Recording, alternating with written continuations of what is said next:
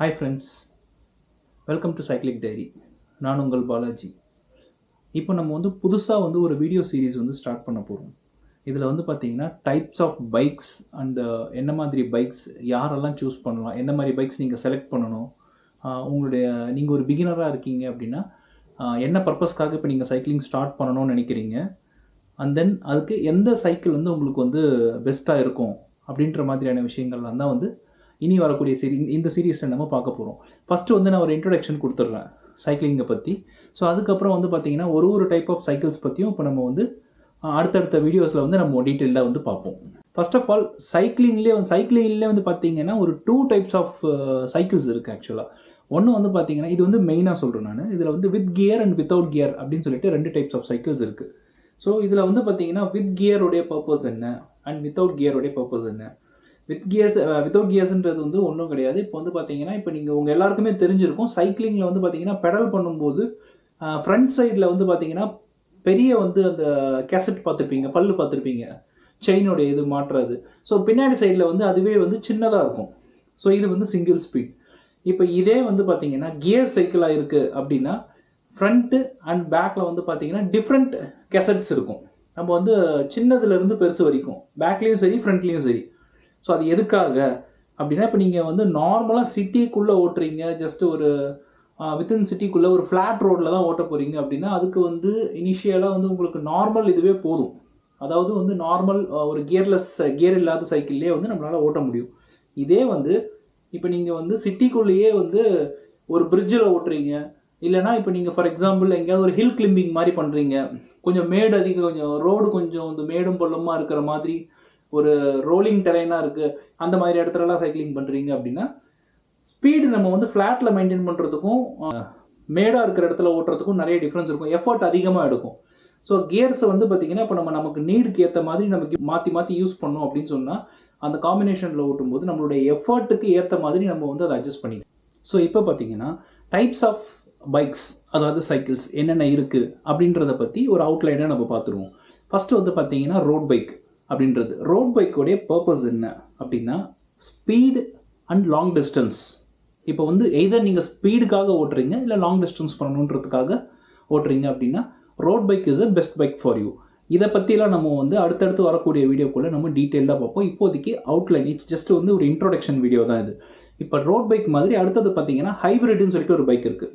Hybrid பைக்கோடைய purpose என்னென்னா, ஓரளவுக்கு road சுமாராக இருந்தாலும் கொஞ்சம் ஆஃப் ரோடிங் பண்ணுற மாதிரி இருக்குது, கம்ப்ளீட் மெயின் ரோடாக இல்லை அப்படின்னாலும் நம்ம அந்த பர்பஸ்க்கும் அது யூஸ் பண்ண முடியும், க்ளீனான ரோட்லேயும் யூஸ் பண்ண முடியும். மெயினாக ஹைப்ரிட் பைக்ஸ் யாருக்கெல்லாம் யூஸ் ஆகும், எந்த மாதிரி சுச்சுவேஷன்ஸ்லாம் யூஸ் ஆகும் அப்படின்றது எல்லாமே அப்கமிங் வீடியோஸில் நம்ம பார்ப்போம். அடுத்தது பார்த்தீங்கன்னா எம்டிபி மவுண்டெயின் பைக்குன்னு சொல்லிட்டு ஒரு பைக் இருக்குது. மோஸ்ட்லி அது நிறைய பேருக்கு தெரிஞ்சிருக்கும். மவுண்டெயின் பைக்குன்றது ஒன்றும் இல்லை, வீல் பார்த்தீங்கன்னா சைக்கிளுடைய டயரே பார்த்தீங்கன்னா ரொம்ப திக்காக இருக்கும், சைக்கிளுடைய ஃப்ரேம் ஆகட்டும் எல்லாமே பார்த்தீங்கன்னா ஹெவியாக இருக்கும், சைக்கிள் பல்கியாக இருக்கும். இது mainly designed for of roading purpose. So not only for of roading, இன்னும் நிறைய பர்பஸ்க்காக நம்ம எம்டிபி யூஸ் பண்ண முடியும். அது என்னன்றது எல்லாமே நம்ம டீட்டெயிலாக பார்ப்போம். ஸோ நெக்ஸ்ட்டு பார்த்தீங்கன்னா கிராவல் பைக். கிராவல் பைக்குன்றது பார்த்தீங்கன்னா லுக் அண்ட் ஃபீல் பார்க்குறதுக்கு ரோட் பைக் மாதிரியே தான் இருக்கும். பட் ரோட் பைக்குக்கும் கிராவல் பைக்குக்கும் நிறைய டிஃப்ரென்ஸ் இருக்குது.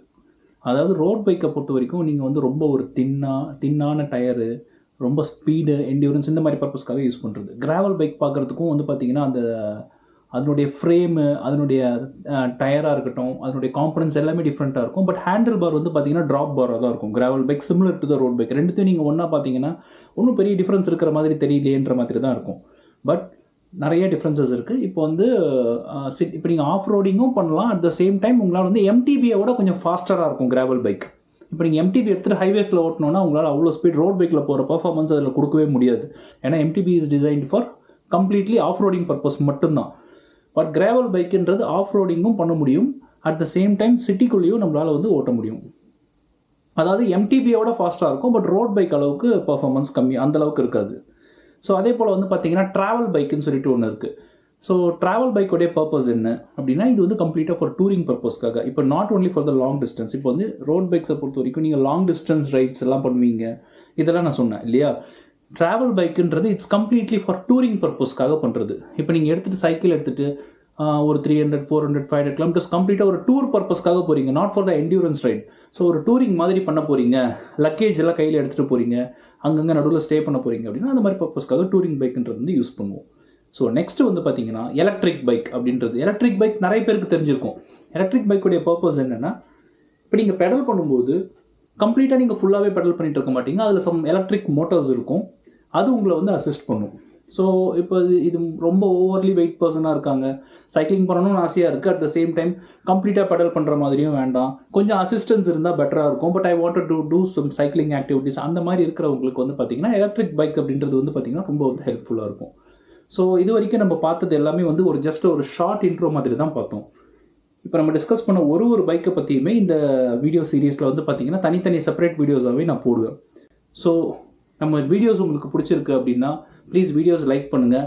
சைக்கிளிங் ரிலேட்டடாக வந்து பார்த்தீங்கன்னா உங்களுக்கு யாராவது ஃப்ரெண்ட்ஸ் இருந்து சைக்கிளிங் பற்றி ரொம்ப இன்ட்ரெஸ்ட்டாக பேசக்கூடிய ஆட்கள் யாராச்சும் இருக்காங்க, சைக்கிளிங் அதிகமாக பண்ணுற ஃப்ரெண்ட்ஸ் இருக்காங்கன்னா அவங்களுக்கு இந்த வீடியோவை ஷேர் பண்ணுங்கள். ஸோ சேனல் சப்ஸ்கிரைப் பண்ணுங்கள். So see you in my next videos. Thank you.